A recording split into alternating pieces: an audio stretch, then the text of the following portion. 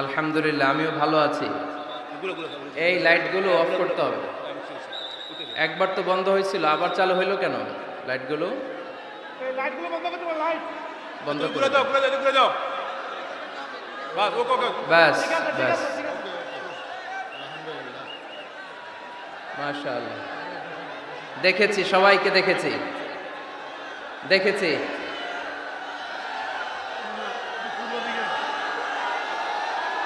হ্যাঁ, সবাইকে সবাইকে, মাশাআল্লাহ মাশাআল্লাহ। হ্যাঁ দেখেছি। উহিব্বুকা ফিল্লাহ, Mizanur Rahman Azhari. We love you, Mizanur Rahman Azhari. Taralia Shanti Sangha থেকে আজহারি হুজুরকে আন্তরিক শুভেচ্ছা। আমরা আল্লাহর জন্য আপনাকে ভালোবাসি মিজানুর রহমান আজহারি। অনেক শ্রোতারা, অনেক দিনী ভাইরা প্লে কার্ড নিয়ে দাঁড়িয়েছে, সবারগুলো দেখাও যাচ্ছে না। সবার জন্য দোয়া আর ভালোবাসা। আমরা ভালোবাসা দিয়ে বিশ্ব জয় করব, ঠিক কিনা? হেরে যাবে ওদের হিংসার ষড়যন্ত্র, জিতে যাবে আমাদের ভালোবাসা। আমাদের ভালোবাসাকে হারায় দেওয়ার মতো শক্তি পৃথিবীর কারণে, চিল্লায় বলো ঠিক কিনা?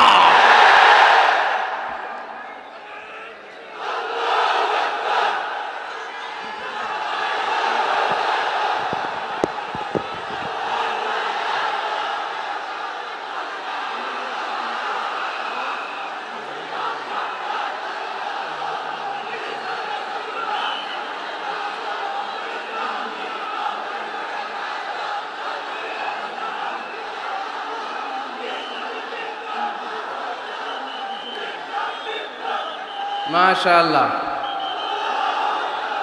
মাশাআল্লাহ। যারা যারা না বুঝে কোরআনের প্রোগ্রাম বানচাল করতে চায়, তাদের এসে দেখা উচিত যে জনগণকে ভুলভাল বোঝানোর দিন শেষ। তাওহীদি জনতা এখন অনেক সচেতন। কোরআন প্রেমী তাওহীদি জনতা কোরআন আর সুন্নাহ এই দুইটাই বুঝে, এই দুইটা ছাড়া কিচ্ছু বোঝে না। এই জন্য কোরআন আছে যেখানে আমরা আছি, সুন্নাহ আছে যেখানে আমরা আছি, ইসলাম আছে যেখানে আমরা আছি। এই গণজোয়ার, এটা কোরআনের পক্ষের গণজোয়ার। এই গণজোয়ার, এটা ইসলামের পক্ষের গণজোয়ার, ঠিক কিনা? আজকে এই ময়দান থেকে বিরিয়ানির প্যাকেট দেয়া হবে? দুনিয়াবি কোনো স্বার্থ পাওয়া যাবে? একজনকে খুশি করতে এসেছি, চিল্লায় বলতে হবে তিনি কে? এজন্য গণজোয়ার আটকানো যায় না। আপনারা বানের পানি যখন ছুটতে শুরু করে দেখছেন আপনারা? ওইটারে আটকানো যায়? আটকাইতে গেলে পানি খালি বাড়তে থাকে, ফুলে ফেপে উপরে উঠতে থাকে। একসময় যারা বাদ দিতে আসে এদেরকে সব ভেঙে মেসাকার করে দেয়। এজন্য যারা কোরআনের মাহফিলকে বানচাল করতে চায় এরা বোঝে নাই, না বুঝে এগুলো করেছে। আমরা তাদের জন্য দোয়া করি, কারণ আমাদের হৃদয়ে তাদের জন্য ভালোবাসা আছে না নাই? আজকে আসেন, আমাদের সাথে বসেন, দেখেন আমরা কোরআনের বিপক্ষে, আমার নবীর বিপক্ষে, আমার ইসলামের বিপক্ষে আমরা কোনো কথা বলি না, ঠিক কিনা? আমাদের এই পবিত্র মঞ্চগুলো থেকে কোরআনের পক্ষে কথা হয়। এই পবিত্র মঞ্চগুলো থেকে আমার নবীর শানের ব্যাপারে কথা হয়। এই পবিত্র মঞ্চগুলো থেকে ইসলামের পক্ষে কথা হয়। তো যেখানে ইসলামের কথা হয়, কোরআনের কথা হয়, বিশ্বনবী সাল্লাল্লাহু আলাইহি ইসলামের বায়োগ্রাফি নিয়ে কথা হয়, কোন মুমিন ওই রকম বরকতময় মজলিস বন্ধ করতে পারে? আল্লাহ আমাদেরকে সহি সমঝ দান করুক, সহি বুঝ দান করুক। আমরা যেন সবসময় কোরআনের পক্ষে থাকতে পারি। আল্লাহ তুমি তৌফিক দাও। আজকের এই মাহফিলটাকে আল্লাহ তুমি আমাদের নাজাতের ওসিলা বানাও। আওয়াজ করে উত্তর দেন, সকল প্রশংসার মালিক কে? সকল ক্ষমতার উৎস কে? কেউ যেটা পারে না পারে কে? কেউ যেটা দেখে না দেখে কে? কেউ যেটা শোনে না শোনে কে? সে আল্লাহর জন্য আওয়াজ করে আমরা পড়বো আলহামদুলিল্লাহ। সবাই পড়েন রব্বানা লাকাল হামদ। حمدا كثيرا طيبا مباركا فيه يا ربي لك الحمد كما ينبغي لجلال وجهك وعظيم سلطانك لك الحمد بالإيمان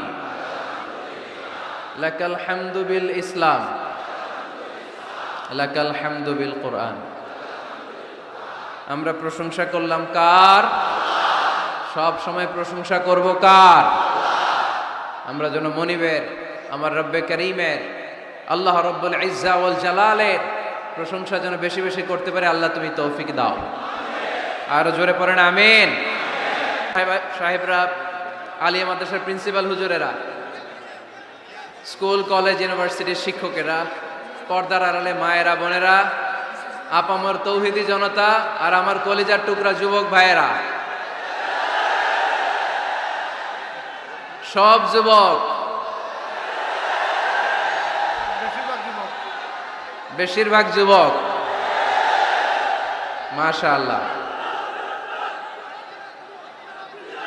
মাশাআল্লাহ মাশাআল্লাহ। আমাদের হাতে সময় খুব কম। সামনে এশার আজান, এই আজানের আগ পর্যন্ত আমরা কিছু কথা শুনবো ইনশাল্লাহ। পড়েন, আওয়াজ করা যাবে না। এখন আমি আওয়াজ শুনতে পাচ্ছি। এত বড় গ্যাদারিং কিন্তু অল্পতেই থেমে গেছে। অন্যান্য জায়গায় অনেক চিৎকার চেঁচামেচি করতে হয়, আলহামদুলিল্লাহ একটা আওয়াজ হবে না।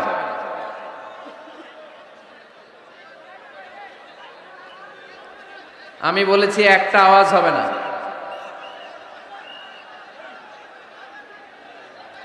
ওই যে আমি একটা আওয়াজ হবে না বলছি, ওরা দুইটা আওয়াজ করতেছে। আওয়াজ করবেন না, না, নো সাউন্ড।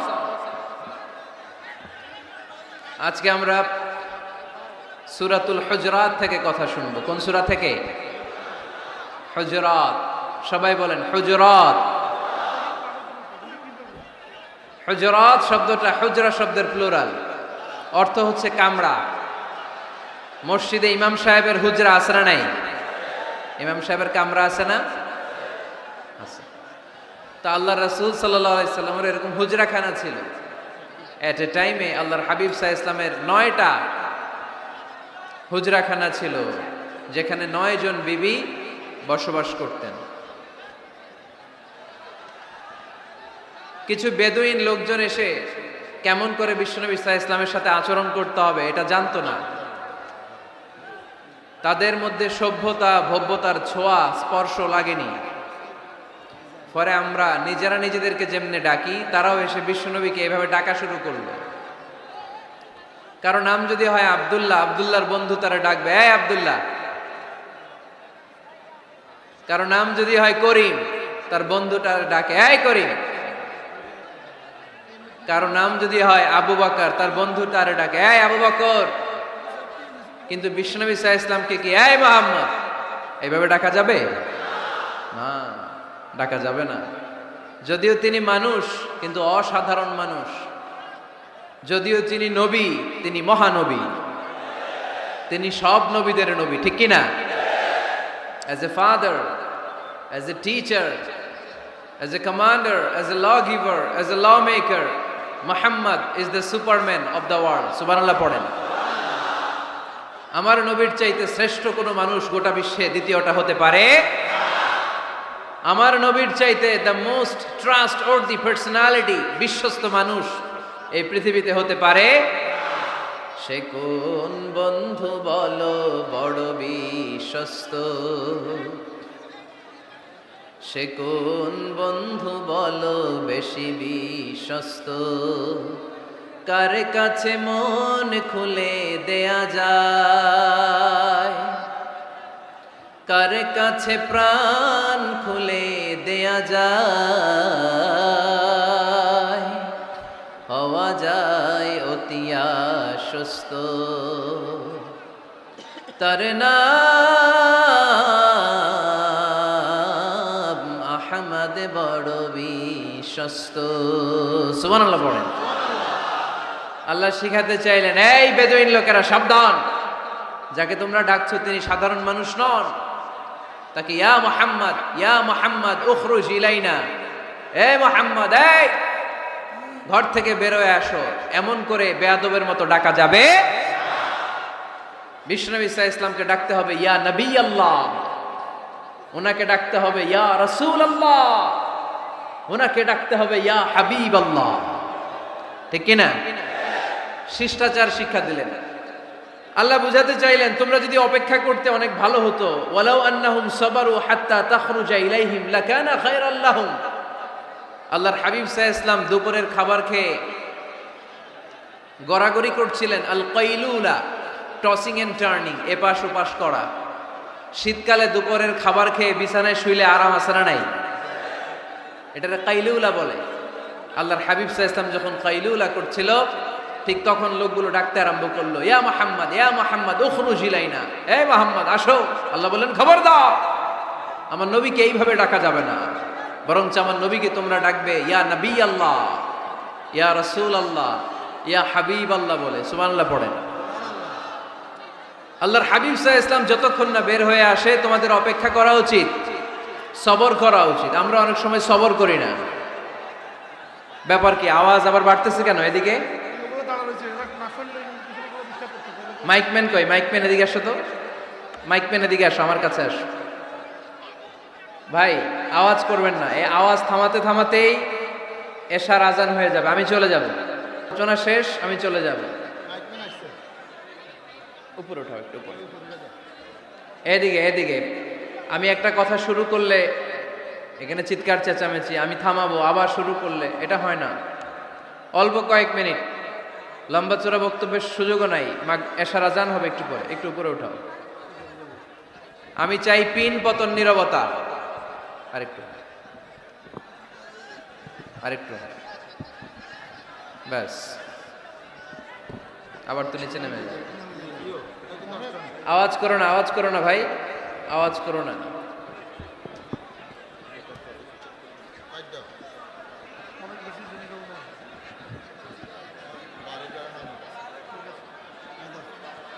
থামতে হবে, থামতে হবে।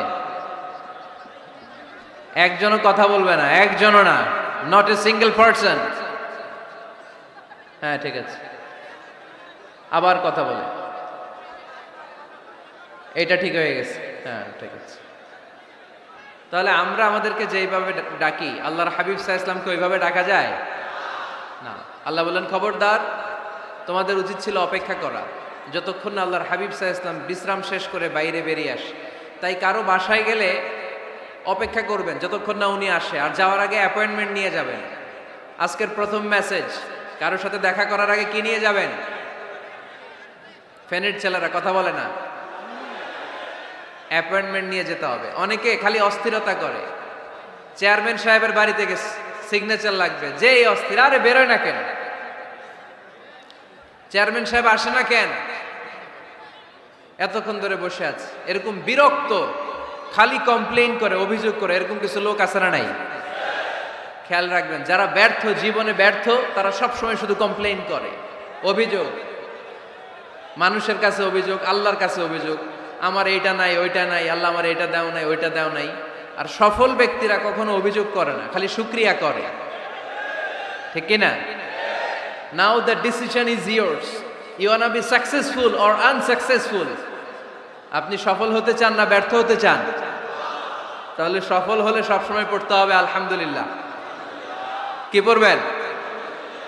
হুজুরের সাথে দেখা করতে গেছে, যে এই হুজুর আসে না কেন, কতক্ষণ ধরে বসে আছে। আরে হুজুরও মানুষ, হুজুরও অসুস্থ হয়, হুজুরেরও ফ্যামিলি আছে, হুজুরের ঘুমানো লাগে, হুজুর রোবট না।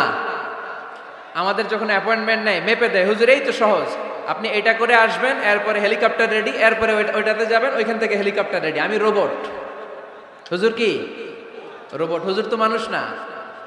এগুলো করবেন না, ধৈর্য ধরতে শিখুন, একটু স্থির হন। স্টপ, অনেক হয়েছে, আর না। অস্থির জীবন আমরা চাই না। এই কোরআন আমাদেরকে অস্থির সময়ে স্বস্তির বাণী শোনায়। ঠিক কিনা? কিসের বাণী শোনায়? স্বস্তির বাণী। কোন সময়ে? অস্থির সময়ে স্বস্তির বাণী শোনায় কোরআন, ঠিক কিনা? এজন্য আজকের প্রথম মেসেজ হচ্ছে, কারো বাসায় গেলে পারমিশন নিতে হবে।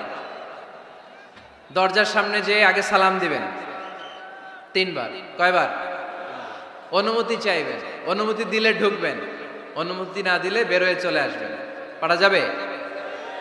এজন্য রব্বুল আলামিন বলেন, ইয়া আইয়ুহাল্লাযীনা আমানু লা তাদখুলু বুয়ুতান গায়রা বুয়ুতিকুম হাত্তা তাস্তানিসু ওয়া তুসাল্লিমু আলা আহলিহা যালিকুম খায়রুল লাকুম লাআল্লাকুম তাযাক্কারুন। সুবহানাল্লাহ পড়েন। আল্লাহ ডেকে বললেন, ও ঈমানদারেরা শোনো শোনো, তোমরা যখন অন্য কারো বাড়িতে যাবে, খবরদার অনুমতি না নিয়ে সালাম না দিয়ে ঘরে ঢুকে যেও না। দরজার সামনে দাঁড়িয়ে থাকো, দরজার সামনে দাঁড়িয়ে দাঁড়িয়ে 3 বার অনুমতি চাও, তারপরে সালাম দাও। অনুমতি দিলে ঢুকবা, নচেত চলে যাবা, ঠিক কিনা? এই আইনটা কার? ফেনীবাসী কি আইনটা মনে রাখতে পারবে? কারো বাসায় যাওয়ার আগে অ্যাপয়েন্টমেন্ট নিয়ে যাবে, আর যে হুট করে দরজার ভিতরে ঢুকে যাব না, অপেক্ষা করব। You have to wait. তিনি আসতে বললে এরপরে ঢুকবো, মনে থাকবে? কারো ঘরে অনুমতি না নিয়ে ঢুকা কবিরা গুনাহ। কি গুনাহ? আমরা এগুলোর ইসলাম মনে করি না, আমরা ম্যানার জানি না, আমরা সোশ্যাল নর্মস জানি না। আমরা মনে করি নামাজ, রোজা, হজ, যাকাত, জিকির এগুলাই ইসলাম, ঠিক কিনা? ধরাবাঁধা ইসলাম হিন্দু ধর্মের মতো গদবাঁধা কোনো ধর্ম নয়। আমাদের মসজিদ এটা গির্জা, প্যাগোডা, সিনাগোগ আর গুরুদুয়ারার মতো যে কোনো ইবাদতগাহ নয়। আমাদের মসজিদগুলো আমাদের সামাজিক ঐক্যের কেন্দ্রবিন্দু। আমাদের ইসলাম হচ্ছে আমাদের জীবন চালানোর মেথোডোলজি। কেমন করে এই লাইফটা সুন্দর হবে, স্মুথ হবে, তার সব নির্দেশনা কোরআনের ভেতরে আছে না নাই? এজন্য বিশ্বনবী বললেন, খবরদার কারো ঘরে যাওয়ার আগে সালাম দাও, পাশাপাশি অনুমতি চাও। এক সাহাবী দাঁড়িয়ে বললেন, ইয়া রাসূলুল্লাহ, ইয়া হাবিবাল্লাহ, আমার ঘরে আমরা কেবল 2 জন থাকি, 2টা ঘর। এক ঘরে থাকে আমার আম্মা, আরেক ঘরে থাকে আমি। আফাস্তাযিনু আলা উম্মি, আমি কি আমার মায়ের ঘরে ঢোকার আগে অনুমতি নেওয়া লাগবে নাকি? নবী, হে, 2টা রুম আমার ঘরে, এক রুমে আমি, আরেক রুমে আমার মা। আফাস্তাযিনু আলা উম্মি, আমার মায়ের ঘরে যাওয়ার আগে অনুমতি নেওয়া লাগবে? আনা খাদিমুহা, আমি তো তার খেদমত করি, মায়ের ঘরে যাইতে অনুমতি লাগবে? বিশ্বনবী বললেন, নাআম ইস্তাযিন আলাইহা, হ্যাঁ অবশ্যই মায়ের ঘরে ঢোকার আগে অনুমতি নিয়ে ঢুকবা। সুবহানাল্লাহ পড়বেন না? সাহাবী বললেন, ইয়া রাসূলুল্লাহ, তিনি তো আমার মা, অনুমতি লাগবে কেন? বিশ্বনবী বললেন, আতুহিব্বু আন তারাহা উরিয়ানাতান, ও সাহাবী, তুমি কি তোমার মাকে উলঙ্গ দেখতে পছন্দ করো নাকি? সাহাবী বললেন, না, কশ্চিনকালেও নয়, আমি কখনো আমার মারে উলঙ্গ অবস্থায় দেখতে পছন্দ করব না। বিশ্বনবী বললেন, তাহলে অবশ্যই অনুমতি নিয়ে ঢুকবা। যদি মারে উলঙ্গ দেখতে মনে না চায় তাহলে ঢুকবা, কারণ ঘরের ভিতরে কে কখন কোন পরিস্থিতিতে থাকে তার কোনো হিসাব আছে? এজন্য সালাম দিবেন, নক করবেন, অনুমতি চাইবেন, তখন নিজেকে নিজে ভিতরে যারা আছে, মহিলা হোক পুরুষ হোক, সামলে নিবে, গুছিয়ে নিবে, তারপরে আপনাকে ঢুকার ব্যবস্থা করে দিবে, ঠিক কিনা? তাহলে মায়ের ঘরে ঢুকতে হলে যদি অনুমতি লাগে, তাহলে বোনের ঘরে ঢোকার আগে অনুমতির দরকার আছে না নাই? আমার পাশের ঘর হচ্ছে আমার ভাইয়ের ঘর, ভাইয়ের ঘরে ঢোকার আগে অনুমতির দরকার আছে না নাই? কাজিন, চাচাতো বোন, খালাতো বোন, চাচাতো ভাই, খালাতো ভাই, পাশের ঘরের ভাবি, পাশের বাড়ির মানুষ, এদের ঘরে ঢোকার আগে অনুমতির প্রয়োজন আছে না নাই? খবরদার, খবরদার, এটা কবিরা গুনাহ। This is my first message to the people of Feni tonight. আজ রাতে ফেনীবাসীদের কাছে আমার প্রথম মেসেজ হচ্ছে, কারো ঘরে যাওয়ার আগে অ্যাপয়েন্টমেন্ট নিয়ে যাব। কখন তার সাথে দেখা করব, আগে অ্যাপয়েন্টমেন্ট নিয়ে যাব, তারপরে যে দরজার বাইরে দাঁড়িয়ে পারমিশন চাইবো, মানে অনুমতি নিব, তারপরে সালাম দিব, এরপরে ঘরে ঢুকবো। পারা যাবে? ইনশাল্লাহ পড়তে পারবেন না আওয়াজ করে? আজকে আলোচনার বিষয় হচ্ছে সূরাতুল হুজুরাত। সূরার নাম কি? হুজুরাত। এটা মাদানী সূরা। কি সূরা? এটা কোরআনের 49 নম্বর সূরা। কত নম্বর সূরা? এই সূরায় মোট আয়াত আছে 18টি। কয়টি?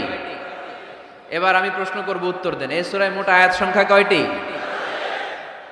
18টি। এটি কোরআনের কততম সূরা? 49তম সূরা। আর সূরাটা মাক্কি সূরা। কি সূরা? মাদানী সূরা। এই সূরাটাকে বলা হয় সামাজিক রীতিনীতির সূরা। সোশ্যাল নর্মস শেখানো হয়েছে এই সূরায়। কেমন করে সমাজের শান্তি শৃঙ্খলার ভারসাম্য অক্ষুণ্ণ থাকবে সে ব্যাপারে এই সূরাতে আল্লাহ তাআলা কিছু দিক নির্দেশনা দিয়েছেন। আমাদের সমাজের ভারসাম্য ঠিক নাই, শান্তি নাই, সুশৃঙ্খলা নাই, শুধু মারামারি, জিঘাংসা, কিলাকিলি, হিংসা, বিদ্বেষ, বিশৃঙ্খলা।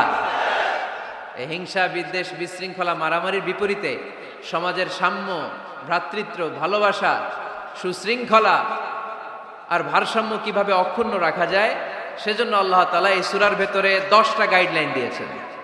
কয়টা? সবাই বলতে হবে, কয়টা? 10টা। প্রথম গাইডলাইন হচ্ছে আল্লাহ তাআলা বলছেন, খবরদার যারা বিশ্বাসী বলে নিজেদেরকে দাবি করো, আল্লাহ আল্লাহর রাসূলের নিয়মের বা আইনের উপর দিয়ে টপকে যেও না। আল্লাহ আল্লাহ রাসূল যেটা বলেছে এটাই ফাইনাল, ঠিক কি না? রব্বুল আলামিন বলেন, ইয়া আইয়ুহাল্লাযীনা আমানু লা তুকদ্দিমু বাইনা ইয়াদাইল্লাহি ওয়া রাসূলিহি ওয়াত্তাকুল্লাহ ইন্নাল্লাহা সামিউন আলীম। পড়েন সুবহানাল্লাহ। আল্লাহ বললেন, যারা বিশ্বাসী বলে দাবি করো, খবরদার আল্লাহর দেয়া বিধান আর আমার নবীর দেয়া বিধান, এই বিধানগুলাই ফাইনাল। এই ফাইনাল কথার পরে মুমিনের কোনো কথা থাকতে পারে? আল্লাহ যেটা বলেছে, আল্লাহ রাসূল যেটা বলেছে সেটাই ফাইনাল। আওয়াজ করে বলতে হবে, সেটা কি? এটা ফাইনাল। এরপর আর নতুন কোনো কথা নাই। যখনই বলা হবে আল্লাহ বলেছে, রাসূল বলেছে, আমরা বলবো আমান্না, সামি'না ওয়া আতা'না, আমরা শুনলাম, মানলাম, বিশ্বাস করলাম। আমাদের পক্ষ থেকে আর দ্বিতীয় কোনো কথা নাই, ঠিক কি না? এজন্য আল্লাহ বললেন, খবরদার আমি আর আমার রাসূল যেটা দিয়েছি সেটাই ফাইনাল। অতিরিক্ত বুঝতে যেও না, ওভার স্মার্ট সাজতে চেও না। আমি আল্লাহর দেয়া নবীর দেয়া বিধানের সামনে অ্যাডভান্স হতে যেও না, কারণ আমি আল্লাহ আর আমার রাসূল যেই নিয়ম দিয়েছি সেটাই ফাইনাল, সেটাতেই বরকত। কোন মুমিন বান্দা বান্দীদের কাছে যখন আল্লাহ আর আল্লাহ রাসূলের কথা বলা হয় তাদের কাছে এটাই ফাইনাল, ঠিক কি না? ওমা কানা লিমুমিনিন ওয়ালা মুমিনাতিন ইযা খাদাল্লাহু ওয়া রাসূলুহু আমরান আইয়াকুনা লাহুমুল খিয়ারাতু মিন আমরিহিম। মুমিন নরনারীর কাছে যখন বলা হবে এটা আল্লাহর কথা, আল্লাহর রাসূলের কথা, এটাই ফাইনাল। এরপরে মুমিনের আর নতুন কোনো চয়েস থাকতে পারে? আল্লাহ বলেছে 5 ওয়াক্ত সালাত জামাতের সাথে আদায় করো, এটাই ফাইনাল, ঠিক কি না? আল্লাহ বলেছেন চুরি করলে চোরের হাত কেটে দাও। বিশ্বনবী জীবদ্দশায় চোরের হাত কেটে দেখিয়ে দিয়েছেন, চুরি করলে হাত কেটে দাও, এটাই ফাইনাল, ঠিক কি না? আল্লাহ নিয়ম জারি করেছেন, ও নারীরা পর্দা করে ঘর থেকে বের হও, এর উপরে কোনো কথা নাই, জোরে বলেন ঠিক কি না? আল্লাহ আইন করে দিয়েছেন রমাদানের 29 দিন কিংবা 30 দিন রোজা রাখবা, এটাই ফাইনাল, এরপরে কোনো কথা নাই, জোরে বলেন ঠিক কি না? যারা সম্পদশালী হয়েছো বছরান্তে 2.5% যাকাত দিবা, বিধানটা কার? এটাই ফাইনাল, এরপরে কোনো কথা আছে? তার মানে আল্লাহ আল্লাহ রাসূল যেটা দিয়েছে এটাই ফাইনাল, এটাই সর্বোৎকৃষ্ট।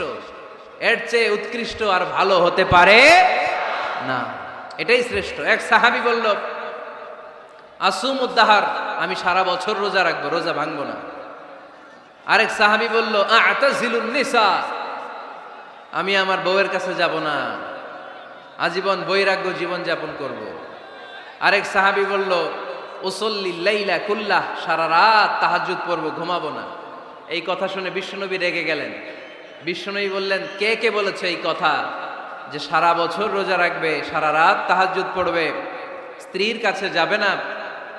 ইন্নী আখশাকুম লিল্লাহি ওয়া আতকাকুম লাহু, নিশ্চয় আমি তোমাদের চাইতে আল্লাহকে বেশি ভয় করি। আমি বিশ্বনবী সবচেয়ে বড় মুত্তাকি, আমি বিশ্বনবী সবচেয়ে বড় বুজুর্গ, আমি বিশ্বনবী সবচেয়ে বড় আল্লাহওয়ালা। তো আমি এত বড় আল্লাহওয়ালা হয়ে আমি 11 জন স্ত্রী রেখেছি, আমি এত বড় আল্লাহওয়ালা হয়ে রাতে তাহাজ্জুদও পড়ি, আবার কিছু অংশ ঘুমাই।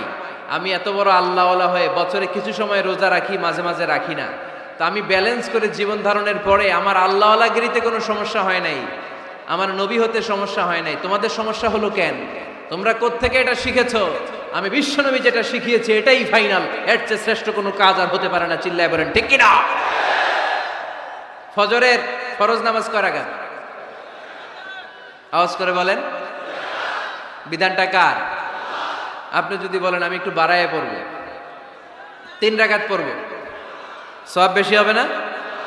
কারণ আপনি অ্যাডভান্স হয়েছেন। লা তুকদ্দিমু বাইনা ইয়াদাইল্লাহি ওয়া রাসূলিহি, খবরদার আল্লাহ আল্লাহ রাসূলের উপর অ্যাডভান্স হয়ো না। রমাদানের রোজা 30টা, আপনি যদি বলেন 35টা রাখবো, ফেনীর ভাইয়েরা রমজানের পরে আরো 5টা যদি একাধারে রাখেন, রমজান মনে করে আল্লাহ কবুল করবে? কবুল করবে? তার মানে আল্লাহ আল্লাহ রাসূল যেটা বলেছে এটাই ফাইনাল। এর চেয়ে বেশি কিছু আর ইবাদত করা যাবে, এর চেয়ে শ্রেষ্ঠ ইবাদত হতে পারে না। বিষ্ণু ইসা ইসলাম বললেন সারা রাত তাহাজ্জুদ পড়লে এটা শ্রেষ্ঠ ইবাদত নয়, বরং রাতের কিছু অংশ ঘুমাবা, কিছু অংশ তাহাজ্জুদ পড়বা। আইয়ামুল বীজের রোজা রাখবা, সোম আর বৃহস্পতিবার রোজা রাখবা, আরাফার রোজা রাখবা, আশুরার রোজা রাখবা, শাওয়ালের 6 রোজা রাখবা। এর চেয়েও বেশি রাখতে চাইলে একদিন রোজা রাখবা, আরেকদিন রাখবা না, একদিন রাখবা, আরেকদিন রাখবা না। এর চেয়ে ভালো রোজার হতে পারে? হতে পারে না। আল্লাহর হাবিব সাল্লাল্লাহু আলাইহি ওয়াসাল্লাম বললেন সেই শ্রেষ্ঠ যে স্ত্রীদের সাথেও মেলামেশা করে আবার ইবাদতও করে। ইসলামের মধ্যে ভারসাম্য আছে না নাই? তাহলে বোঝা গেল আল্লাহর হাবিব সাল্লাল্লাহু আলাইহি ওয়াসাল্লাম আল্লাহর সবচেয়ে কাছের, তিনি সবচেয়ে বড় মুত্তাকি। ফেনীবাসী আওয়াজ করে বলেন তো, আমার নবীর চাইতে বড় মুত্তাকি হওয়া যাবে? আমার নবীর চাইতে বড় আল্লাহওয়ালা হওয়া যাবে? নামাজ কেমন করে পড়তে হয় এটা নবী শিখায় গিয়েছেন, এর চেয়ে বেশি কিছু করা যাবে? জিকির কেমন করে করতে হয় এটা বিশ্বনবী শিখিয়ে গিয়েছেন কি জান নাই? বিশ্বনবীর শিখানো পন্থার বাইরে নতুন পন্থায় জিকির করা যাবে? তাহলে আল্লাহ এবং আল্লাহ রাসূল যা শিখিয়েছে এটাই ফাইনাল। আল্লাহ আল্লাহ রাসূলের কথার উপরে আমরা দ্বিতীয় কোনো কথা বলতে চাই না। এটা হচ্ছে 1 নাম্বার গাইডলাইন। সমাজে যদি শান্তি আনতে চান এই গাইডলাইন মানতে হবে। বিশ্বাসীদের জন্য 2 নাম্বার গাইডলাইন হচ্ছে লা তারফাউ আসওয়াতাকুম ফাওকা সাউতিন নবী। খবরদার ওহে বিশ্বাসীরা, নবীর কণ্ঠের চাইতে যেন তোমাদের কণ্ঠ উঁচু হয়ে না যায়। আপনারা কথা শুনতেছেন?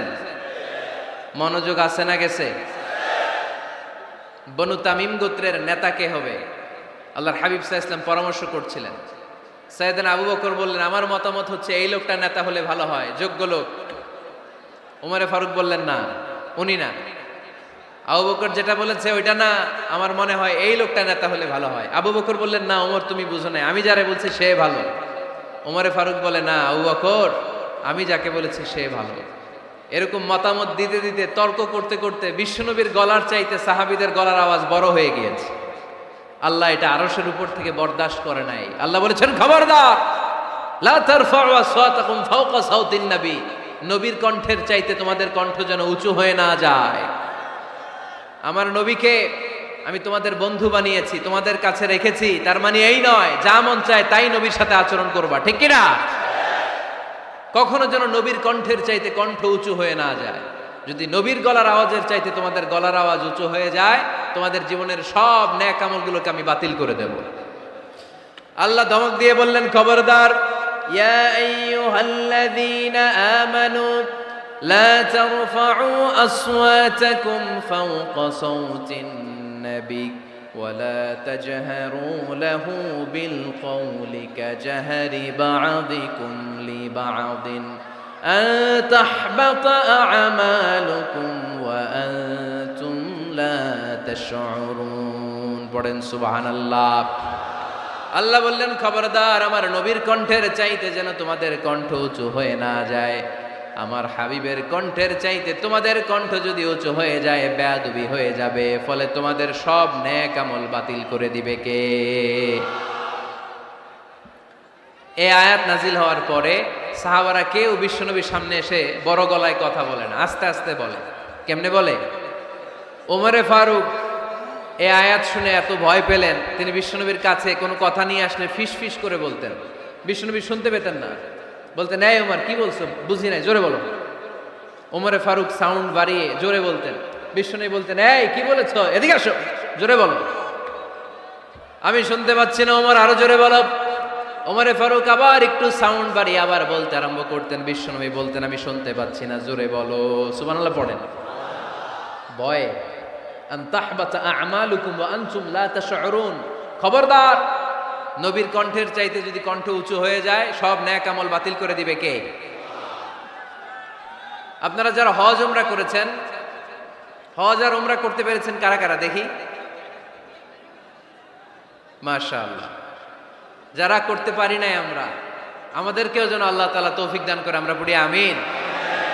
আমরা যেন কাবার চারপাশে তাওয়াফ করতে পারি, সাফা মারওয়ায় যেন সাই করতে পারি, আল্লাহর হাবিব সাল্লাল্লাহু আলাইহি ওয়াসাল্লামের কবরের সামনে দাঁড়িয়ে যেন আমরা সালাতু সালাম পাঠ করতে পারি।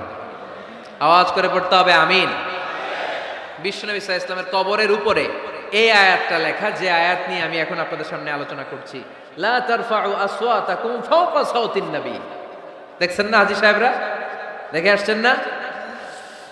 আপনি যখন মসজিদে নববীতে নামাজ পড়বেন, আল্লাহর হাবিব সাল্লাল্লাহু আলাইহি ওয়াসাল্লামের কবর জিয়ারতের জন্য যখন রওনা হবেন, সর্বপ্রথম বাম দিকে পড়বে রাউদাতুম মিন রিয়াদিল জান্নাহ। এই জায়গাটা হলো দুনিয়ার বুকে জান্নাতের বাগান সমূহ থেকে একটা বাগান।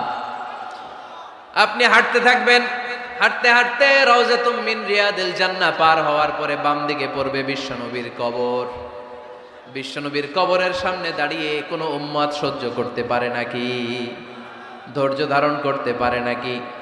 আজীবন যেই নবীর কথা শুনলাম, আজীবন যেই নবীর হাদিস চর্চা করলাম, আজীবন যেই নবীর ভালোবাসা হৃদয়ের মধ্যে ধারণ করলাম, ওই নবী নাকি এই জায়গায় শোয়া, ওই নবী নাকি এখানে শুয়ে আছে, এটা কল্পনা করলে কোনো উম্মত ধৈর্য ধারণ করতে পারে? কলিজাটা ছিঁড়ে খান খান হয়ে যায়, চিৎকার দিয়ে নবীরে ডাক দিতে মনে চায়। কিন্তু আল্লাহ বলেছেন, খবরদার, কবরের উপরে এই আয়াতটা লেখা, লা তারফাউ আসওয়াতাকুম ফাওকা সাওতিন নবী। খবরদার, এটা নবীর দরবার, এখানে বড় গলায় চিৎকার চেঁচামেচি করে কোনো আওয়াজ করা যায় না। চিল্লায় বলেন ঠিক কি না?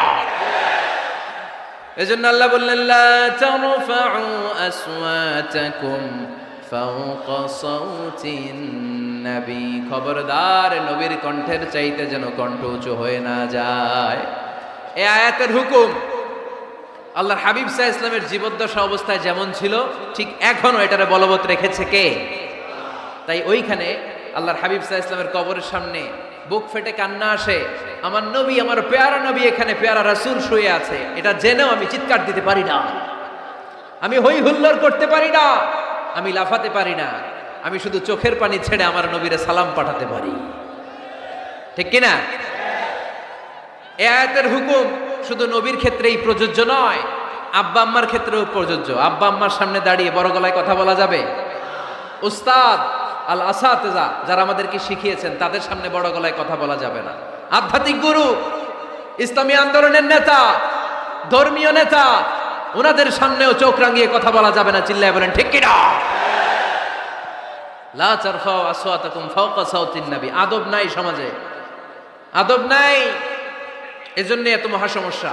তাহলে প্রথম মেসেজ হচ্ছে, আল্লাহ আল্লাহর হাবিব যা বলেছেন ওইটাই ফাইনাল, ওইটার উপরে কোনো কথা আছে? দ্বিতীয় মেসেজ হচ্ছে, নবীর দরবারে দাঁড়িয়ে বড় গলায় কথা বলা যাবে। 3 নম্বরে আল্লাহ বললেন, ইয়া আইয়ুহাল্লাযীনা আমানু ইন জাআকুম ফাসিকুম বিনাবাইন ফাতাবায়ানু। ও বিশ্বাসীরা, ও ঈমানদার বান্দারা, তোমাদের সামনে যদি কোনো পাপাচারী, কোনো ফাসেক যদি কোনো খবর নিয়ে আসে, খবরটা বিশ্বাস করার আগে যাচাই করে নিও। ফাতাবায়ানু ইয়ানি ফাতাসাব্বাতু আন সিহহাতিল খবর। খবরটা সহি কিনা যাচাই করার দরকার আছে না নাই? ইযা জাআকুম ফাসিকুম বিনাবাইন ফাতাবায়ানু। ফেনীবাসী মনোযোগ দিয়ে শুনেন, কেউ যদি কোনো তথ্য নিয়ে আসে, খবর নিয়ে আসে, শুনেই হুট করে বিশ্বাস করা যাবে না। ফেসবুকে প্রায় বিভিন্ন ফেক নিউজ আছে না নাই? রুমর, গুজব আছে না নাই? আমি তখন মালয়েশিয়া, হঠাৎ করে দেখলাম নিউজের মধ্যে অনেকে স্ট্যাটাস দিতে শুরু করেছে যে পেঁয়াজের মতো লবণেরও দাম বেড়ে গেছে। এটা কি সত্য নিউজ না গুজব? জোরে বলেন। গুজব। আসলে কি লবণের দাম বাড়ছিল? বাড়ে নাই, কিন্তু না জেনেই অনেকে শেয়ার দিচ্ছে। এজন্য ফেসবুকে কোনো নিউজ যদি আপনি দেখতে পান, শুনতে পান, verify, justify the news whether it's true or wrong. Check, make a cross check and double check regarding the authenticity of the report. এই রিপোর্টটা সঠিক কিনা ভেরিফাই করবেন আগে, তারপরে শেয়ার মারবেন। অনেকে আছে সিলে কান নিয়ে গেছে, শুনে সিলের পিছনে দৌড়। আগে কি সিলের পিছনে দৌড়াবেন নাকি কানে হাত দিবেন? নিউজ একটা দেখলেই শেয়ার দেয়া যাবে? কি করবেন? যাচাই করবেন। You have to cross check, you have to justify the news, you have to verify the news. আমরা প্রায় নিউজ একটা দেখলেই শেয়ার দেই। হয়তো একটা ভুল নিউজ আপনি শেয়ার দিয়েছেন, এই ভুল নিউজের কারণে পুরো সমাজের মধ্যে গোলমাল, এর দায়ভার আপনার কাঁধেই বর্তাবে। আওয়াজ করে বলেন ঠিক কিনা? এই ভুয়া নিউজগুলোতে আমাদের খুব আগ্রহ। ফেসবুক নিজের মন মতো ব্যবহার করা যাবে না। প্রায় ফেসবুকে অনেক রুমার পাবেন, গুজব, অনেক স্ক্যান্ডাল। অমুক নেতার গোপন ভিডিও ফাঁস। তো অমুক নেতার গোপন ভিডিও ফাঁস, তোর কি হয়েছে? তোর সমস্যা কি? ওইটা তোর শেয়ার দেয়া লাগবে কেন? চিল্লায় বলেন ঠিক কিনা? মানুষের দোষ আমরা গোপন করতে পারি না। মান সাতারা মুসলিমান সাতারাহুল্লাহু ফিদ দুনিয়া ওয়াল আখিরাহ। যে অন্যের দোষ দেখে গোপন রাখে, তার দোষগুলো গোপন রাখবে কে? ওমান কাশাফা মুসলিমান কাশাফাহুল্লাহু ফিদ দুনিয়া ওয়াল আখিরাহ। যে অন্যের গোপন বিষয় প্রকাশ করে দেয়, ওর গোমরও কিয়ামতের ময়দানে ফাঁস করে দিবে কে? আপনি 10 জনের সামনে অন্যের গোপন বিষয় ফাঁস করবেন, আল্লাহ লাখো মানুষের সামনে আপনার ল্যাংটা করে ছেড়ে দিবে। লক্ষ মানুষের সামনে আপনার গোমর ফাঁস করে দিবে। এজন্য খবরদার, অন্যের পিছনে লেগে থাকেন না, অন্যের দোষ খুঁজেন না, দোষ খুঁজবেন নিজের। ইন জাআকুম ফাসিকুম বিনাবাইন ফাতাবায়ান। মুমিন কোন তথ্য, কোন সংবাদ, কোন রিপোর্ট কিংবা নিউজ শুনলেই বিশ্বাস করে না। মুমিন আগে এটাকে যাচাই করে, বাছাই করে, জাস্টিফাই করে, ভেরিফাই করে, তারপরে সে বিশ্বাস করে। ঠিক কি না? আল্লাহর হাবিব সাল্লাল্লাহু আলাইহি ওয়াসাল্লাম বনুল মুস্তালিকের যুদ্ধে জয়লাভ করলেন। হারিস ইবনে মিরার বনুল মুস্তালিকের নেতা। শুনতেছেন আপনারা? কষ্ট হচ্ছে? আচ্ছা। হারিস ইবনে মিরার বললেন, ইয়া রাসূলুল্লাহ, আমরা ইসলাম ধর্ম গ্রহণ করলাম, কি কি নিয়ম মানতে হবে? আল্লাহর হাবিব সাল্লাল্লাহু আলাইহি ওয়াসাল্লাম বললেন, সালাত পড়বে, যাকাত দিবে। উনি বললেন, তাহলে যাকাত নেন। আল্লাহর হাবিব বললেন, না, এই তো মাত্র কালিমা পড়ে মুসলমান হলে হালানিল হাউল, 1 বছর অতিক্রান্ত হওয়ার পরে যাকাত দিবে। আল্লাহর হাবিব সাল্লাল্লাহু আলাইহি ওয়াসাল্লাম মদিনায় ফিরে আসলেন। 1 বছর পর আল ওয়ালিদ ইবনে উকবা রাদিয়াল্লাহু তাআলা আনহুকে পাঠালেন, যাও বনুল মুস্তালিকের 1 বছর পূর্ণ হয়েছে, যাকাতের সম্পদ নিয়ে আস। এইদিকে হারিস ইবনে মিরার যাকাতের সম্পদ নিয়ে, সৈন্যবাহিনী নিয়ে, নবীর দূত আসবে যাকাত কালেকশনের জন্য, ওনার জন্য মেহমানদারিতে কোনো ঘাটতি না হয়, ওয়েল রিসিপশন দেওয়ার জন্য এলাকা থেকে বের হয়ে মরুভূমির সামনে দলবল নিয়ে দাঁড়িয়ে। ওয়ালিদ ইবনে উকবা যখন যাকাতের সম্পদ কালেক্ট করার জন্য বনুল মুস্তালিকের ওদিকে যেতে শুরু করেছে, এলাকায় ঢোকার আগেই দেখে বনুল মুস্তালিকের লোকেরা ঘোড়সাওয়ার বাহিনী দাঁড়ায় আছে। এই দৃশ্য দেখে ওয়ালিদ ইবনে উকবা মনে করেছে বনুল মুস্তালিক মনে হয় তাকে হত্যা করার জন্য দাঁড়িয়ে রয়েছে। আসলে কি হত্যার জন্য দাঁড়ায় আছে? কি জন্য দাঁড়ায় আছে? ওয়েলকামিং রিসিপশন দেওয়ার জন্য। উনি ভয় পেয়ে অ্যাবাউট টার্ন, তথ্য যাচাই না করে মনে করছে আমারে মারবে, ধরবে, about turn, return back to Medina. মদিনায় চলে গেলেন, যে বলে, ইয়া রাসূলুল্লাহ, বনুল মুস্তালিক যাকাত দেওয়া তো দূরের কথা, এগুলো তো সব কাফের হয়ে গেছে। ইয়া রাসূলুল্লাহ, ওরা তো মনে হয় কাফের হয়ে গিয়েছে, যাকাত প্রদান করা তো দূরের কথা, মারার জন্য সৈন্যবাহিনী নিয়ে অ্যাটাক করেছে। বিশ্বনবী রেগে গেলেন। খালিদ বিন ওয়ালিদের নেতৃত্বে 1000 সৈন্যবাহিনী পাঠিয়ে বললেন, যাও বনুল মুস্তালিক অ্যাটাক করো, বনুল মুস্তালিকে অভিযান চালাও।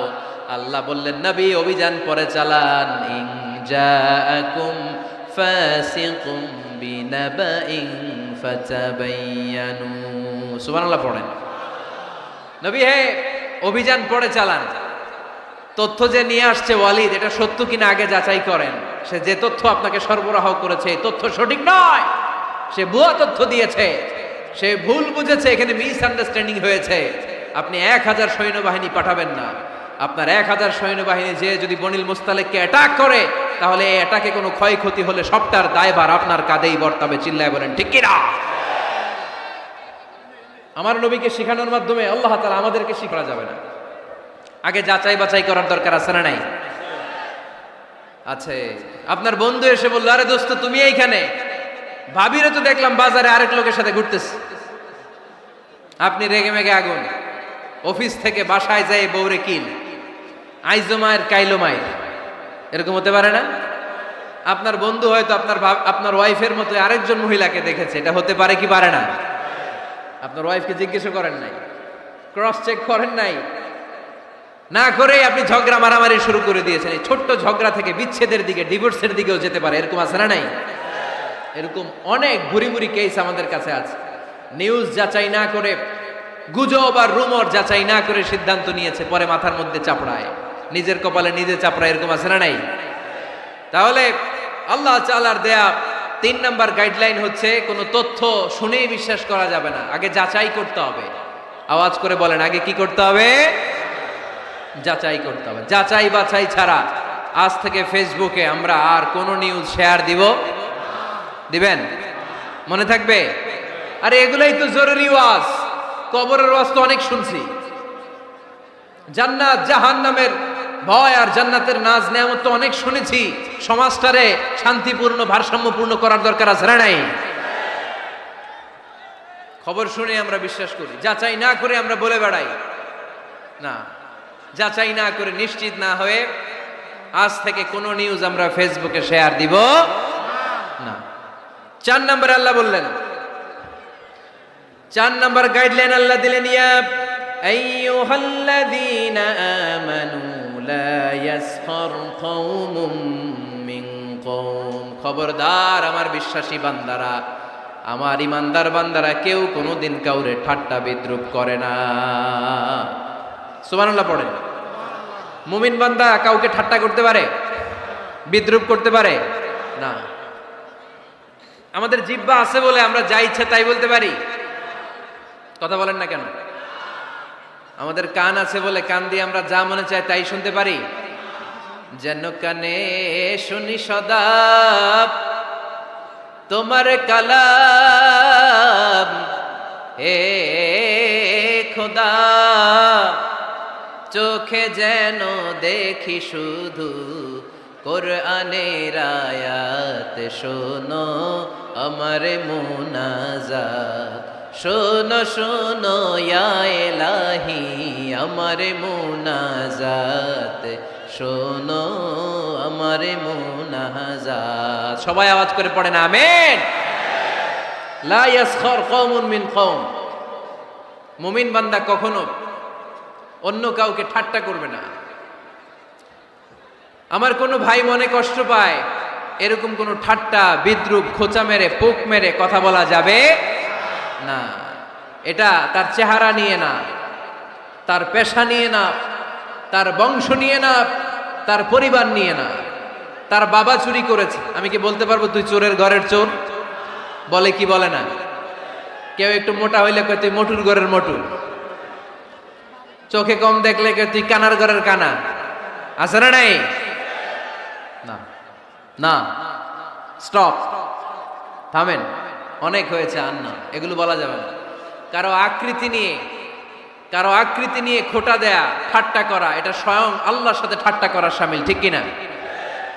কারো নাক যদি ছোট হয়, এরে কয় বোচা, তোর নাক বোচা। ফেনীতে আপনারা কি বলেন? হ্যাঁ, তো এই যে যার নাক বোচা হয়েছে, ও কি নিজে বানাইছে? যার নাক খাড়া, এটা বানাইছে কে? যে কালো, বানাইছে কে? সাদা শুভ্র, বানাইছে কে? তার মানে কারো আকৃতি নিয়ে যদি আপনি ঠাট্টা করেন, স্বয়ং আল্লাহর সাথে ঠাট্টা করলেন। কারণ কেউ কারো চেহারা বানানোর দায়িত্ব পায় নাই।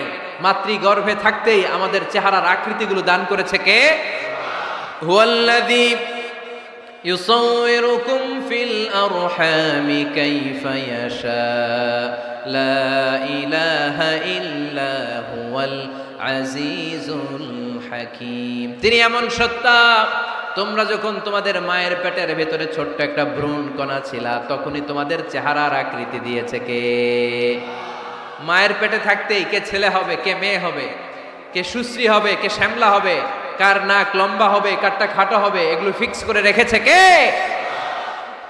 এজন্য কখনো কারো চেহারা, কারো আকৃতি নিয়ে ঠাট্টা বিদ্রুপ করা যাবে না। কারণ এই চেহারা আমরা বানাই নাই, বানাইছে কে?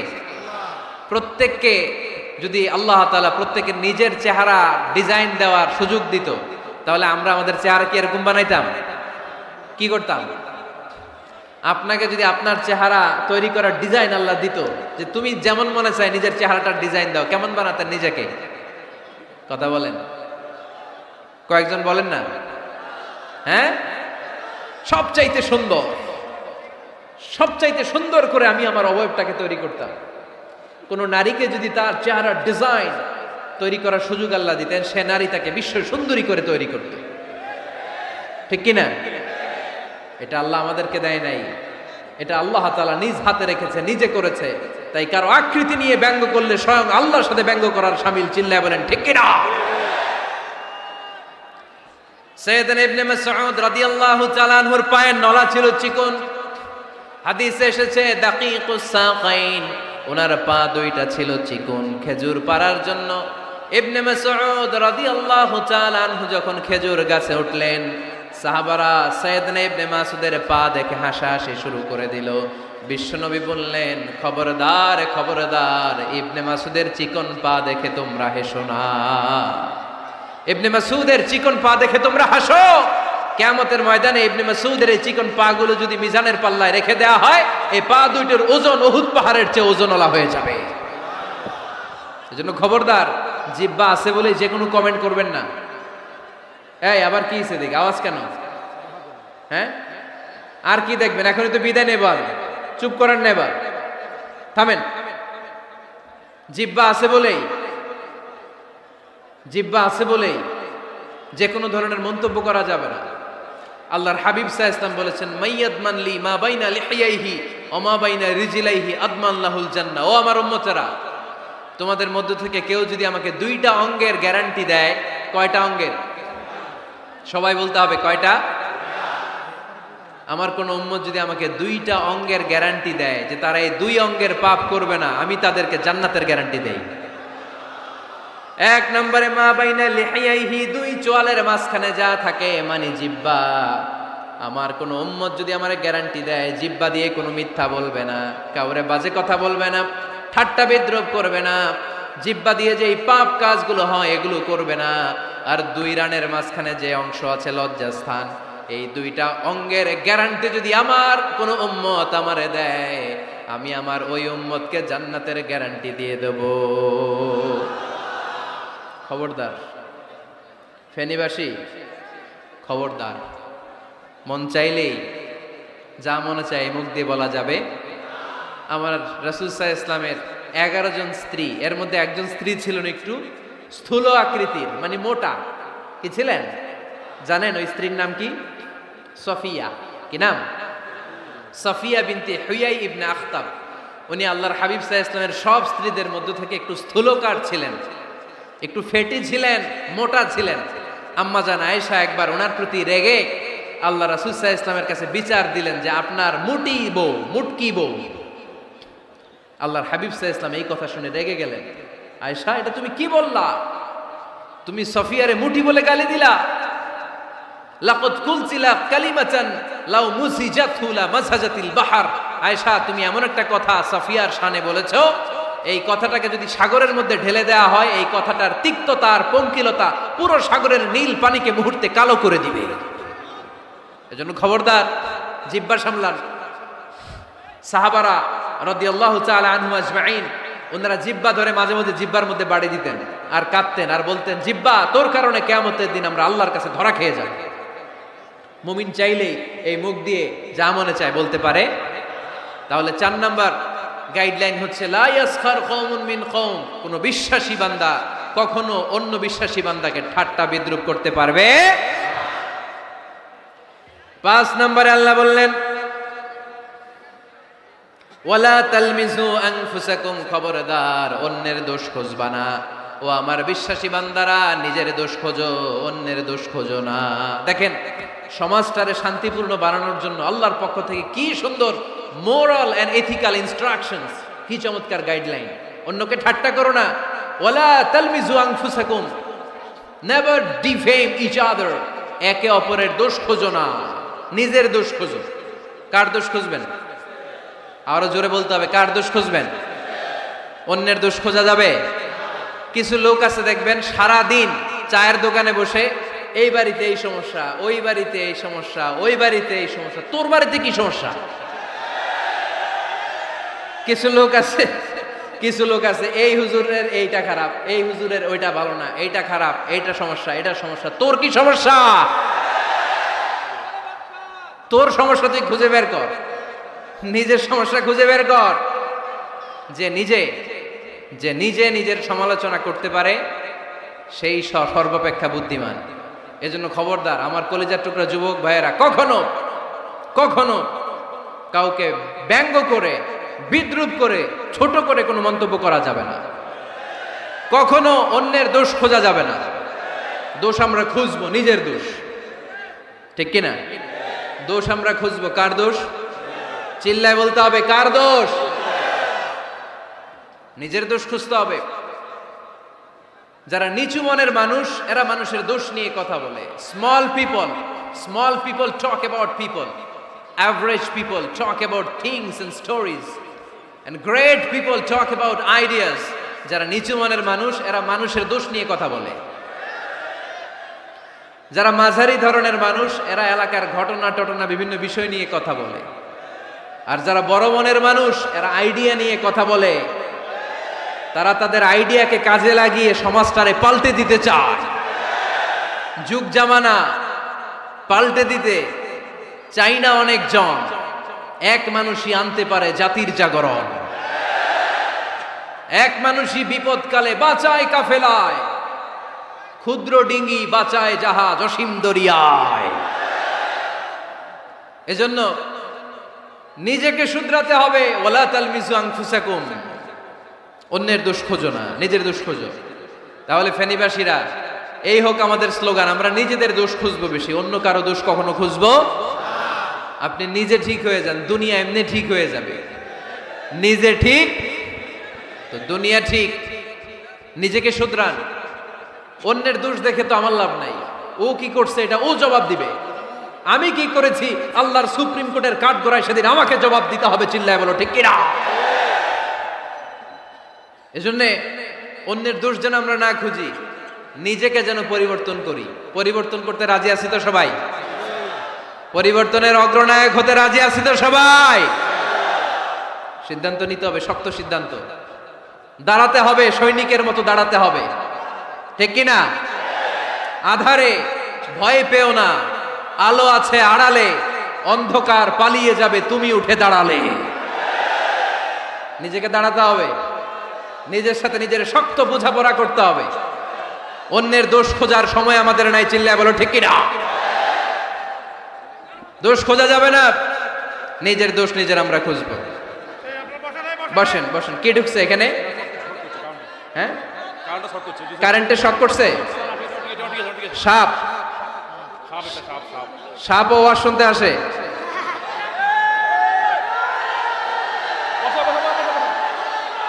মাশাআল্লাহ। এইখানে শ্রোতা হিসেবে আছে বীর মুজাহিদ, মেরে ফেলছে এটারে। ঠিক আছে ঠিক আছে ঠিক আছে, বসুন।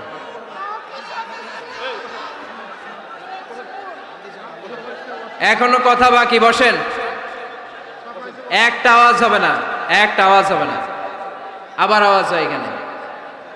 তাহলে ফেনীর ভাইয়েরা, অন্যের দোষ খুঁজবে না, নিজের দোষ খোঁজা যাবে? যাবে যাবে?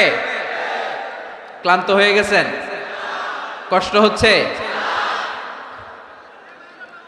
তারপরে 7 নম্বরে আল্লাহ বললেন, ওয়ালা তানাবাজু বিল আলকাব, ওয়ালা তানাবাজু বিল আলকাব। এই ছেলেরা, আমি এখনই উঠে যাব, বিদায় নিচ্ছি, বসো। বসেন ভাই, বসেন।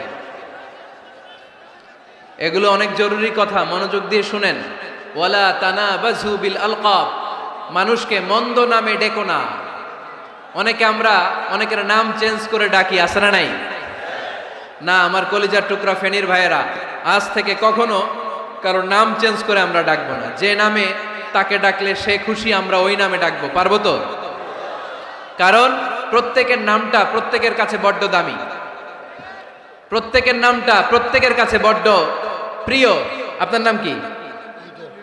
লিটন ভাই, মাউল হক লিটন ভাই। আপনার কাছে মনে হইতে পারে আরে লিটন একটা নাম হইলো, এ তো কত আছে আমাদের এলাকায়। না, এলাকায় অনেক আছে ঠিক, কিন্তু লিটন ভাইয়ের কাছে লিটন নামটা খুব আদরের, যত্নের, ঠিক কি না? আমার নাম কি? আমার নাম মিজান। আরে মিজান একটা নাম হইলো নাকি? কত নাম আছে মিজান, এলাকার চিপাই পয়রাস।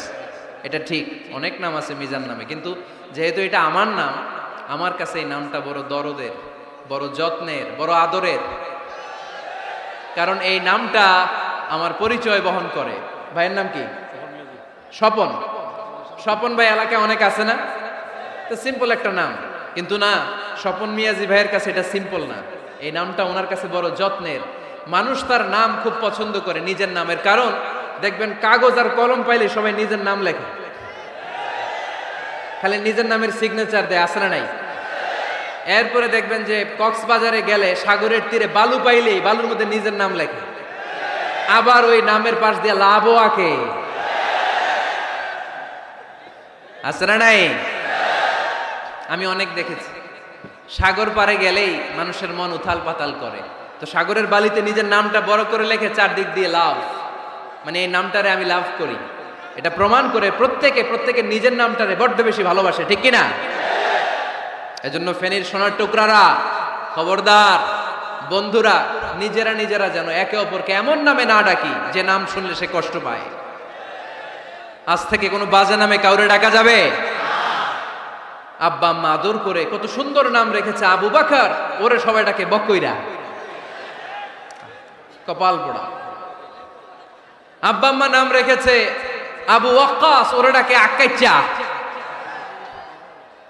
কত সুন্দর নাম আমার আল্লাহর নামের সাথে মিলিয়ে আব্দুল কুদ্দুস নাম রেখেছে, ওরে ডাকে কুদ্দুচ্চা, আছে না নাই? কবিরা গুনাহ করেছেন আপনি, কবিরা গুনাহ। It's not a simple deal, এটা সাধারণ কোনো ব্যাপার না, এগুলো সবগুলো কবিরা গুনাহ। কোনোদিন কাউকে ঠাট্টা বিদ্রুপ করে কিছু বলবো না, কখনো অন্যের দোষ খুঁজবো না, কারো নাম বিকৃত করে কোনোদিন কারো মনে কষ্ট দিব না, ঠিক কি না? এরপরে 8 নম্বরে আল্লাহ বললেন, ইয়া আইয়ুহাল্লাযীনা আমানু ইজতানিবু কাসীরাম মিনায-যন্নি ইন্না বা'দায-যন্নি ইস। অবিশ্বাসীরা খবরদার, অনুমান আন্দাজ নির্ভর কোনো কথা বলবে না, যেটা বলবে নিশ্চিত হয়ে বলবে। কার কথা? অনুমান নির্ভর কোনো কথা, আন্দাজ নির্ভর কোনো কথা কোনো মুমিন বলতে পারে? আন্দাজ অনুমান নির্ভর কথা মুমিন কখনো বলতে পারে? এজন্য আল্লাহর হাবিব বললেন, ইয়াকুম ওয়ায-যন ফাইন্নায-যন্না কাযাবুল হাদিস। খবরদার, তোমাদের উচিত আন্দাজ অনুমান নির্ভর কথা থেকে বেঁচে থাকা, কেননা অনুমান করে কথা বললে পাপ হয়। অনুমান না, ধারণা করে কিছু বলবো না, আর ধারণা করলেও ভালো ধারণা করব। কি ধারণা? রাস্তা দুইটা, একটা পজিটিভ আর একটা নেগেটিভ। মুমিন পজিটিভ ধারণা করে, মুমিন কখনো নেগেটিভ ধারণা করে না। তাহলে কোন দিকে যাব, পজিটিভ না নেগেটিভ? আওয়াজ করে, পজিটিভ না নেগেটিভ? যারা মুনাফিক এরা ইয়াত্তাবিউনা ইল্লা যান ওয়া ইন্না যান্না লা ইউগনি মিনাল হাক্কি শাইআ। যারা মুনাফিক এরা আন্দাজ অনুমান নির্ভর মানুষের ব্যাপারে কথা বলে, আর আন্দাজ অনুমান কখনো সত্যের বিকল্প হতে পারে না। আন্দাজ অনুমান কখনো সত্যের বিকল্প হতে পারে? এজন্য দৃষ্টিভঙ্গি বদলান, জীবনকে বদলায় দিবে কে? আমরা কখনো কোনো নেগেটিভ কথা বলবো না, অলওয়েজ পজিটিভ। অলওয়েজ কি? এই যে আমার হাতে কি দেখা যায়? পানির বোতল, তাই না? এখানে অর্ধেক পানি ভরাস। কাউকে যদি প্রশ্ন করি, ভাই কি দেখতে পাচ্ছেন, একদল বলবে এখানে অর্ধেক বোতল খালি দেখা যায়। উত্তরটা সঠিক, আসলে বোতলের অর্ধেক খালি। আবার এদিকে আরেকজনকে বললাম, ভাই এখানে কি দেখা যায়, বলবে হুজুর বোতলের অর্ধেক পানি ভরা। এটাও সঠিক উত্তর। প্রথমটা ছিল নেগেটিভ উত্তর, দ্বিতীয়টা পজিটিভ উত্তর, ঠিক কি না? যারা সবসময় নেগেটিভ চিন্তা করে এরা খালি জায়গাটা দেখছে যে পানি নাই, আর যারা সব সময় পজিটিভ চিন্তা করে এরা পানি যে ভর্তি অর্ধেক ওইটা দেখছে। আমরা নেগেটিভের দিকে যাব না, মুসলমান থাকবে সব সময় always positive, come back positive, not go back negative. চিল্লায় বলতে হবে ঠিক কিনা? কখনো আন্দাজ অনুমান নির্ভর আমরা কিছু বলবো না। 9 নাম্বার, একেবারে শেষের দিকে চলে আসছে। 9 নাম্বার আল্লাহ বললেন খবরদার, ওয়ালা তাজাসসু, গোয়েন্দাগিরি করো না। গোয়েন্দাগিরি করা হারাম। গভর্নমেন্ট যে গোয়েন্দা বিভাগ রেখেছে এটা না, এটা দেশের আইন শৃঙ্খলা বজায় রাখার জন্য এটা জরুরি। আল্লাহর হাবিব সাল্লাল্লাহু আলাইহি ওয়াসাল্লামেরও নিজস্ব গোয়েন্দা ছিল, কিন্তু আমরা যে নিজেরা গোয়েন্দাগিরি করি এটারে হারাম ঘোষণা করেছে কে? অনেকে আছে দেখবেন জানলা একটা খোলা থাকলে উকি মারে। আলহামদুলিল্লাহ ফেনীতে এগুলা নাই।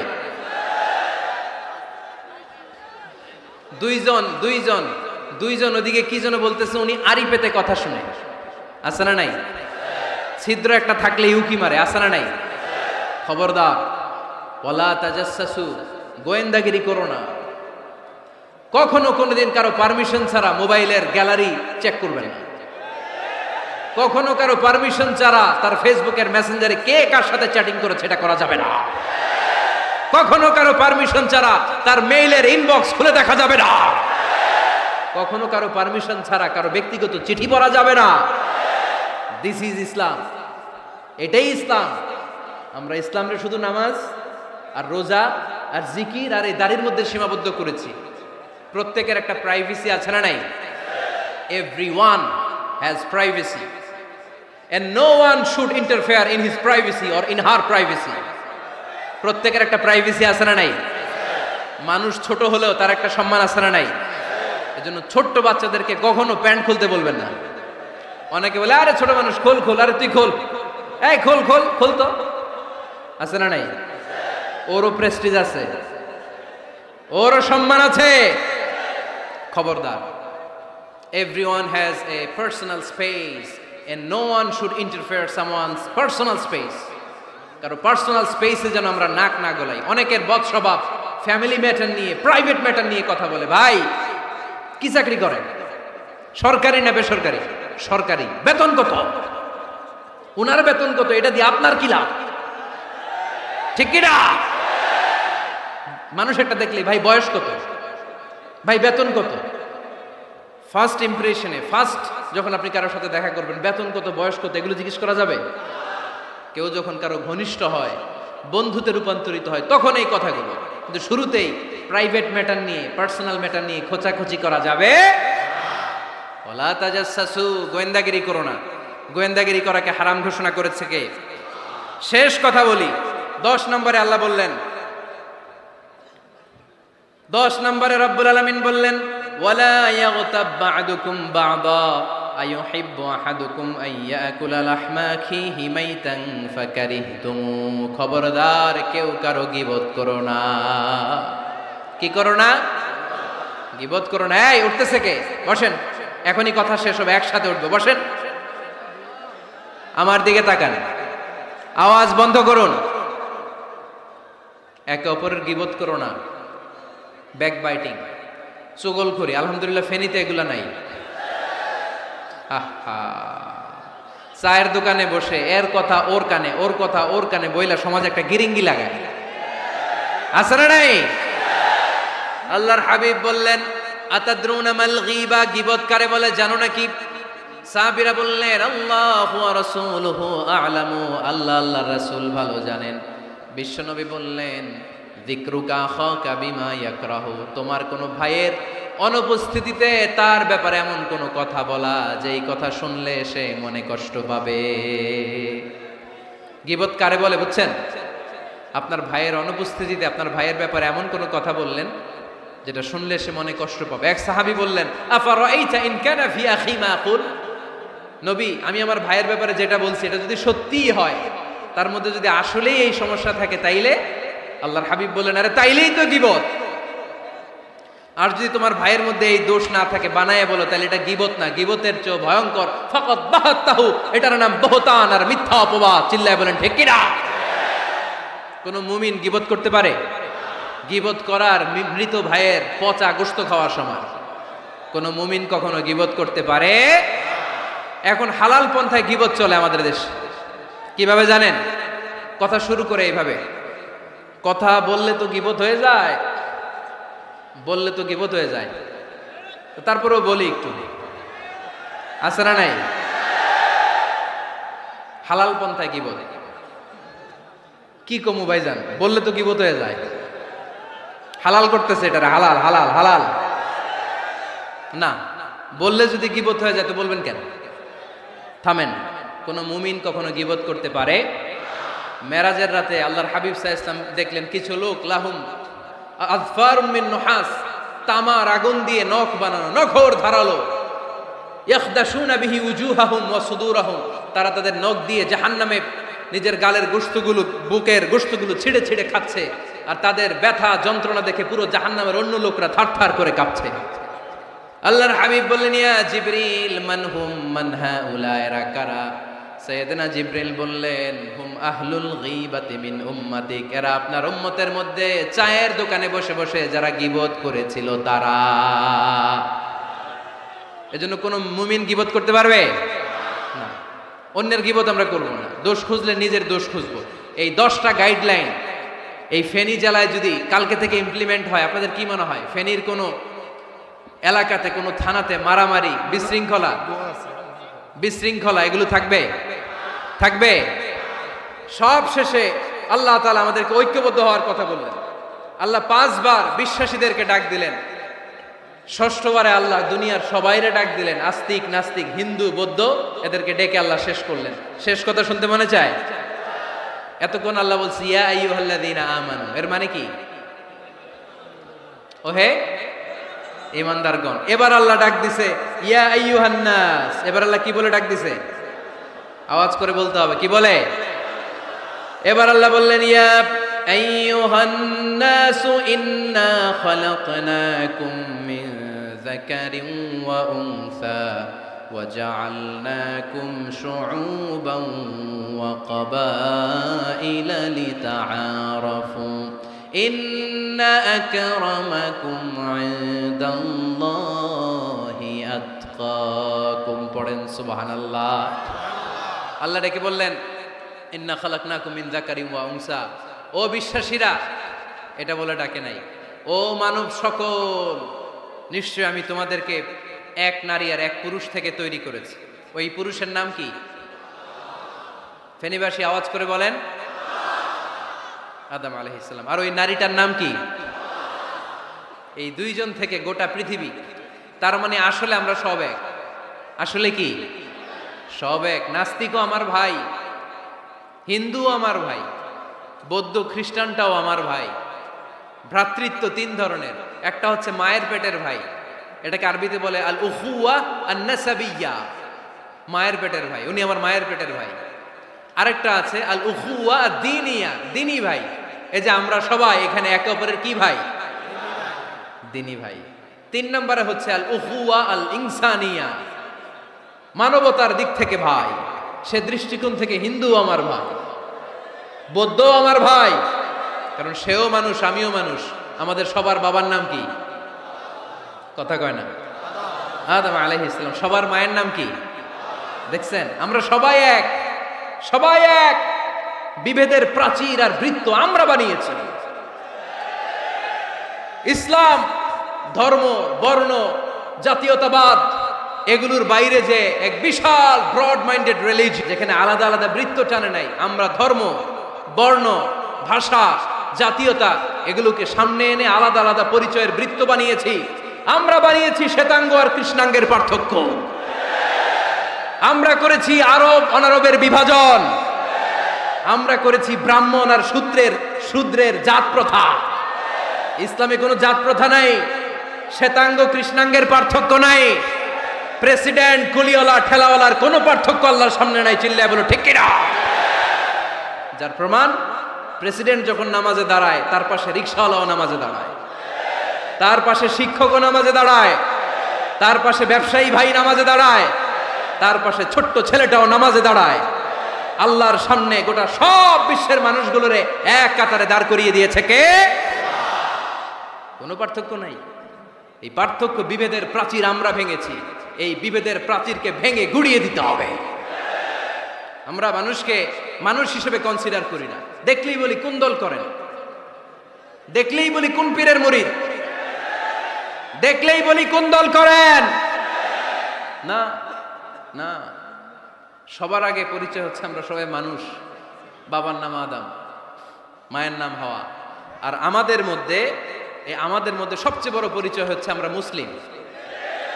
এখানে আমি মুসলিম ছাড়া আর কাউকে দেখতে পাচ্ছি না, সব মুসলিম। আমার কাছে পীরের মুরিদ নাই, তাবলিগের ভাই নাই, জামাত ইসলাম নাই, শাসনতন্ত্র নাই, ঐক্যজোট নাই, বিএনপি নাই, আওয়ামী লীগ নাই, কিচ্ছু নাই। আমি বুঝি মুসলমান। আমরা একে অপরের মুসলমান বলে কনসিডার করতে চাই না, তো খালি পিস পিস করি, টুকরা টুকরা করে দেশটারে শেষ করে দিলাম। আমাদের প্রভু কয়জন, নবী কয়জন, কোরআন কয়টা? কিন্তু আমাদের মধ্যে বিভাজন। আমরা কি বিভাজন চাই নাকি ঐক্য চাই? আমাদের প্রভু এক, এক নবীর উম্মাহ, জীবন বিধানে কই শিবানী কোরআন। তবে কেন এক নও হে মুসলমান, এক হও করিয়া আহ্বান। পড়েন আমিন। বাইতুল্লাহ এক, মদিনা শরীফ এক, উহুদ পাহাড় এক, বদরের মাঠ এক। ঠিক কি না? একটা তো জীবন আর মরণ যে একটাই, একের সাথে মিলে মিশে একটাই প্রাণ। তবে কেন এক নও হে মুসলমান, এক হও করিয়া আহ্বান। পড়েন আমিন। বিভেদের প্রাচীর আর দেয়ালকে ভেঙে দেওয়ার জন্য এই যুবক ছেলেগুলাই যথেষ্ট। ঠিক কি না? আমার বাংলাদেশকে মাদক মুক্ত করার জন্য, ইফটিজিং মুক্ত করার জন্য, সুদ মুক্ত করার জন্য, যৌতুক মুক্ত করার জন্য আমার ফেনীর কলিজার টুকরা যুবকেরাই যথেষ্ট।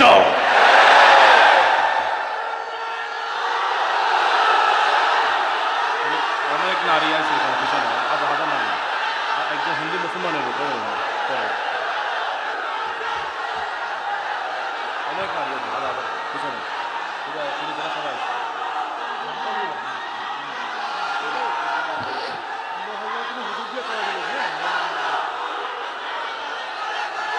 মাশাআল্লাহ, মাশাআল্লাহ, মাশাআল্লাহ। আমরা আসলে বিভেদের প্রাচীর তৈরি করতে চাই না। ঐক্যের কথা শুনলে আমাদের সবচেয়ে বড় পরিচয় মুসলিম, এটা শুনলেই আপনাদের মধ্যে যে উচ্ছ্বাস আর উদ্দীপনা, এটাই প্রমাণ করে ভেদাভেদ কখনো জনগণ চায় না। মুসলিম তৌহিদি জনতার হৃদয়ের ভেতরে ভেদাভেদ নাই, হিংসা নাই, বিদ্বেষ নাই। আমাদের আসল পুঁজি ভালোবাসা। আমাদের আসল পুঁজি কি? এই ভালোবাসা দিয়ে আমরা বিশ্ব জয় করতে চাই। ঠিক কি না? পারা যাবে মুসলমান? আর যে 10টা গাইডলাইন, 10টা মেসেজ আজকে শেয়ার করলাম, এগুলো মানা যাবে তো? অনেক বোনেরা এসেছে, আমার বোনেরা, আমি তো দেখতে পাচ্ছি একেবারে ওই রাস্তা পর্যন্ত, এইদিকে অনেক পেছন পর্যন্ত, এদিকে অনেক ভাইরা। বিশাল জনসমুদ্রের আজকের এই আয়োজন। স্কুল মাঠ পুরোটাতে মহিলারা বসেছে। নারীদের জন্য একটাই কথা, 5 ওয়াক্ত সালাত জামাতের সাথে পড়বেন, রমাদানের রোজা রাখবেন, নিজের লজ্জাস্থানের হেফাজত করবেন, স্বামীর আনুগত্য করবেন। এই 4টা কাজ কোনো নারী করলে ওই নারীর জন্য 8টা জান্নাতের দরজা খুলে দিবে কে? আমাদের বোনগুলোকে আল্লাহ তুমি কবুল করো। আমার